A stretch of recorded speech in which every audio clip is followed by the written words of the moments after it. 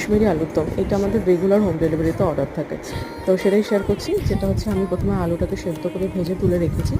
তারপরে আমি কড়াইতে সর্ষের তেল গরম করে সাদা জিরে আর গোটা গরম মশলা ফোড়ন দিয়ে ওতে আদা বাটা, টমেটো বাটা দিয়ে তার মধ্যে হলুদ গুঁড়ো দিয়ে আমি ওটা স্কিপ করে গেছি, আপনারাও স্কিপ করতে পারেন। তার সাথে আপনি জিরের গুঁড়ো, ধনের গুঁড়ো আর কাশ্মীরি লঙ্কার গুঁড়ো আর ঝাল লঙ্কার গুঁড়ো অল্প দিয়েছি, দিয়ে ভালো করে কষিয়ে ওর মধ্যে কাজু বাদাম আর চারমগজ বাটা, তার সাথে দই ফেটিয়ে দিয়েছি।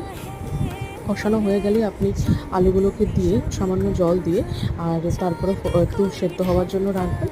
রাখার পরে তারপরে আমি চিনি আর একটু নুন দিয়েছি, আপনার স্বাদ মতন আপনারা দেবেন। তার সাথে আমাদের নামানোর আগে শাহি গরম মশলা আর একটু কাসুরি মেথি দিয়ে রেডি আমাদের কাশ্মীরি আলুর দম। Thank you. খুবই ভালো লাগে পরোটা বা বাসন্তী পোলাও এগুলোর সাথে বা গরম গরম ভাতের সাথেও আপনারা খেতে পারেন। Thank you.